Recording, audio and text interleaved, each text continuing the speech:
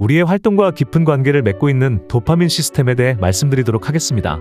성공과 동기부여를 위해 도파민 시스템은 우리가 살아가는 데 있어 어떻게 컨트롤할지에 대한 내용들은 여러분에게 도움이 될 것입니다. 우선 힘들고 어려운 일, 말 그대로 힘들고 굉장히 어려우며 모두가 기피하는 일입니다. 대부분의 사람들은 열심히 일하는 것과 힘든 것들을 좋아하지 않습니다. 그러나 어떤 사람들은 성공이라는 최종 목표를 달성하기 위해 이런 것들을 극복하며 열심히 일하고 힘들어도 노력합니다. 최종 목표는 성공이며 그에 따른 보상은 훌륭합니다. 금전적이든 사회적 지위 상승이든 어떤 종류이건 간에 도파민은 우리의 뇌인식과 관련되어 있습니다. 나중에 보상을 받기 위해 열심히 일하는 것은 오히려 힘든 일을 훨씬 더 어렵게 만들고 점차 시간이 지나면서 보상이 줄어들거나 없기 때문에 우리는 힘든 일을 하려 하지 않게 만듭니다. 몇 가지 예를 들어보겠습니다. 데이터와 실험을 통해 실제로 수년 전에 스탠퍼드 대학에서 수행된 실험이었습니다.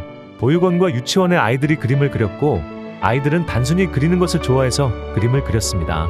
연구원들은 그림 그리기를 좋아하는 아이들을 데리고 그림에 대한 보상을 주기 시작했습니다. 보상은 일반적으로 금색 별 스티커나 초콜릿 등 어린 아이에게 기분을 좋게 해줄 만한 것이었습니다.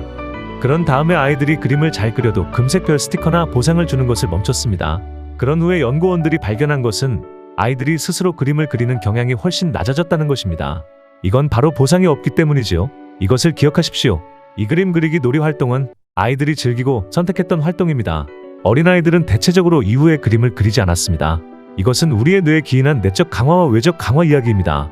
우리가 어떤 행동에 대한 보상을 받을 때 보상을 불러일으킨 실제 활동 자체로부터 즐거움을 덜 느끼는 경향이 있습니다. 그러나 당신은 스스로 선택한 일을 하고 있는 것이고 스스로에게 보상을 주어야 합니다. 일을 하고 있는 이유가 좋아하기 때문이라고 자신에게 거짓말하는 것처럼 들릴지 모르지만 맞습니다. 그건 거짓말입니다. 모두가 일을 즐기면서 하지는 않습니다. 하지만 선의의 거짓말입니다. 자기 자신에게 거짓말을 하는 것입니다. 기분이 좋게 느끼길 바라면서 그 일이 즐거움을 준다고까지 스스로에게 거짓말을 하는 것이지요. 자, 이것은 우리가 어떤 활동을 하고 나서 마지막에 받을 보상에 대한 개념과는 다릅니다. 결승선을 통과한 후 보상으로 시원한 음료수를 마시는 것 같이 말이죠. 도파민 회로에서 노력 자체가 주는 즐거움에 도달할 수 있는 능력은 도파민이 가장 강력한 특성입니다. 노력하기 전에 보상에 대한 기대감으로 도파민을 자극하지 마십시오. 노력을 한 후에 보상으로 도파민을 자극하지 마십시오. 그럼 모든 일들은 보상이 없기 때문에 하기가 싫어집니다. 모든 일을 노력한다는 마음가짐 그 자체로 도파민을 자극하는 방법을 사용하여야 합니다. 자극적인 것은 오히려 더욱 강력한 자극을 원합니다. 감사합니다.